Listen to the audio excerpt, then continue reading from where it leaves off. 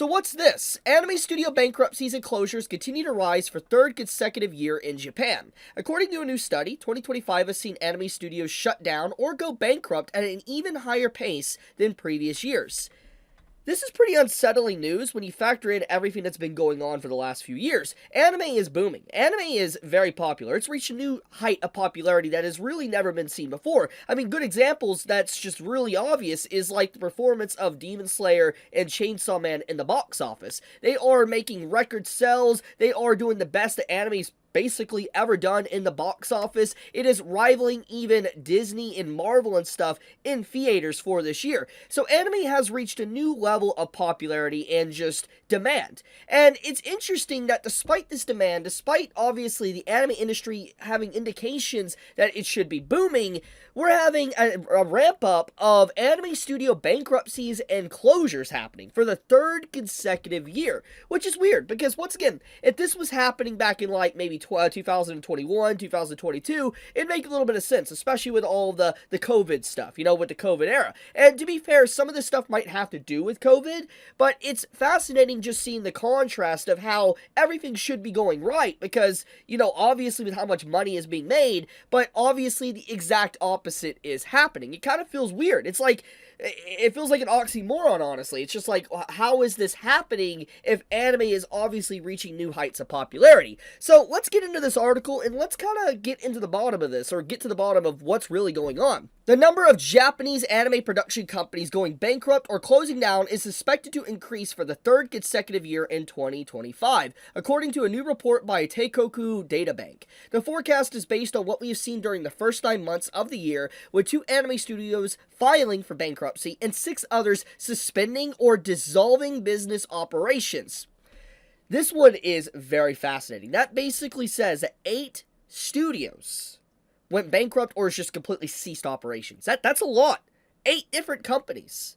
That's kind of that's a red alert. That's a red flag right there, bringing the total number of companies leaving the industry to 8. Teikoku Databank points out that the rate at which studios are closing down this year is on par with 2018, which saw a record high of such cases, 16 in total. So, I honestly don't remember exactly what happened in 2018, so I'm not going to really get into that one, but that's pretty alarming that we're seeing basically an increase of closures rivaling basically what apparently happened in 2018, especially when anime is booming like it is right now. It's really weird, because there should be a lot of cash flow coming into the industry.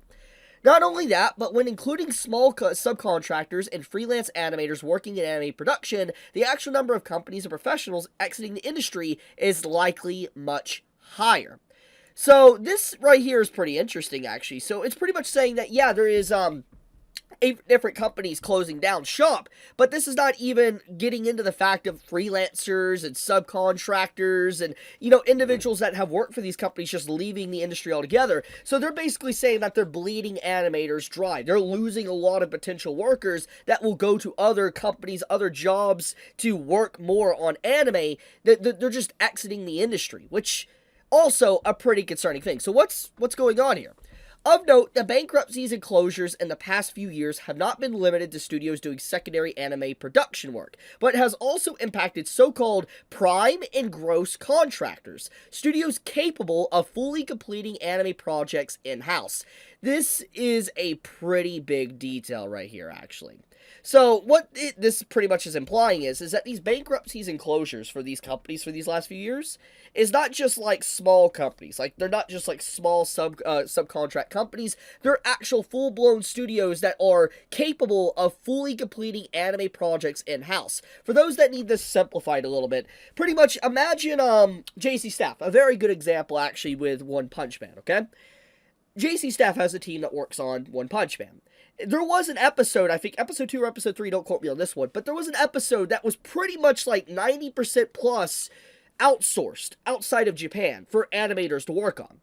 And pretty much what this implies is if it's in-house, they can complete projects in-house. It means that a studio is capable of working on the entire project without having to outsource it to meet demand, so to speak. And the fact that you have these, studios or companies closing down that is capable of full production in-house is pretty concerning, which means that this could lead to more outsourcing, so to speak. It could cause different companies that are short-staffed to focus more on outsourcing and working with people overseas instead of people within Japan, which would enhance this issue even more. So it seems like that's probably what this article is trying to hint at.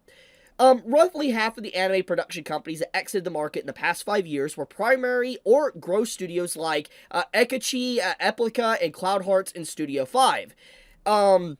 This comes despite the anime market reaching record high growth as of 2024.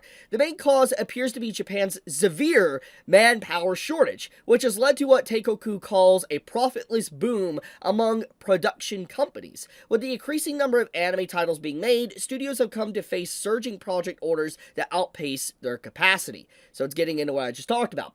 As a solution, some companies are forced to extend production periods and thus increase labor cost, which diminish their profit margins. Others have resorted to outsourcing to overseas studios, only to be faced with soaring costs caused by the yen depreciation against the dollar. To make matters worse, industry professionals say that the practice of outsourcing animation for cheap from overseas studios and then having domestic staff fix the subpar quality work has caused skilled key animation directors to suffer from burnout and resign, creating a kind of vicious cycle. While there are several initiatives from big publishers and the Japanese government itself to improve working conditions and revenue distribution within the industry, Teikoku Databank says anime production companies are in need of urgent measures in order to get back on their feet, particularly when it comes to training human resources. Wow. Okay, let's just dissect this, okay? Because this is actually very bad. This is alarming and very bad news that honestly, let's take a few moments to talk about. So to summarize what this entire article is pretty much saying is that because of how much anime is booming, it's actually having a negative impact on the entire industry. Because with more demand for anime, with anime reaching new heights of more shows needing to be, animated for each anime season, reaching new levels of just more shows coming out, it's causing animators to be spread thin. It's causing these different studios to be spread thin, to where they have multiple projects lined up to continuously work on, but because they're spread so thin, they don't have enough manpower, enough people to be able to work on it, which in turn means that they have to outsource their said projects to people overseas, to people maybe in America, to people in the EU, to people in Korea, to people in the Philippines, wherever basically around the world. You have it to where these,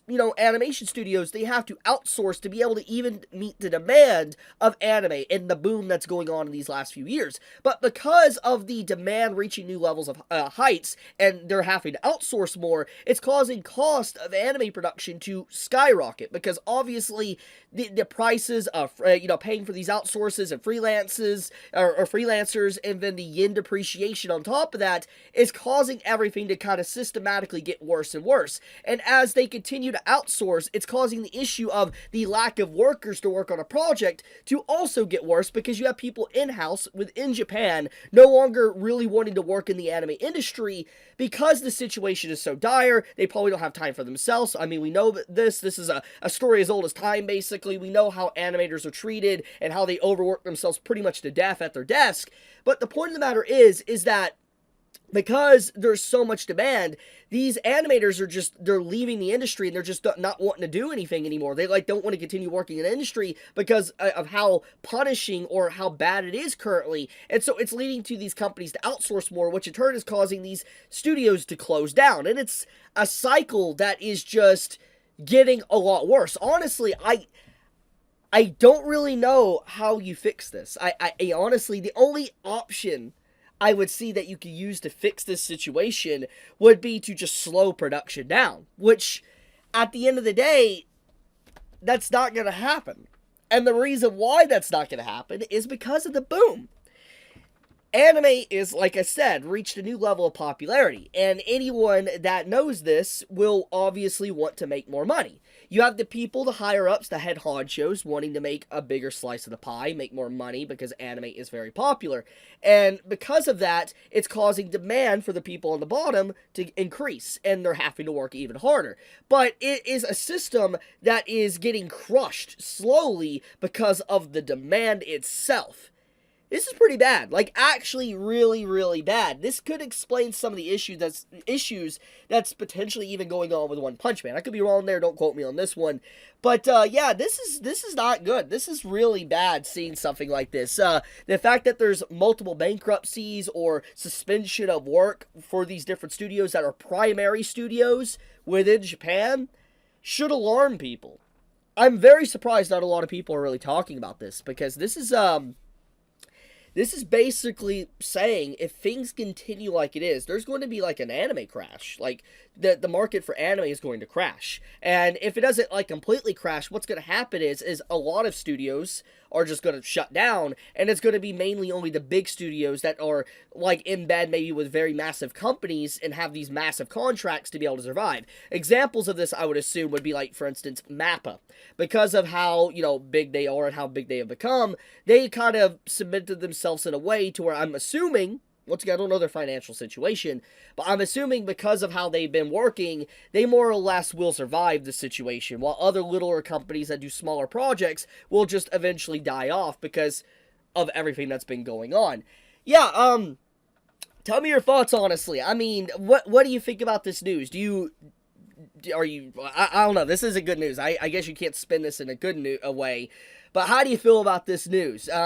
Is this shocking? Is it not shocking? Be honest in the comments below. Curious to see what you guys think. But, yeah, be safe, stay healthy. Leave a comment on the video. Helps with the algorithm. Chibi out.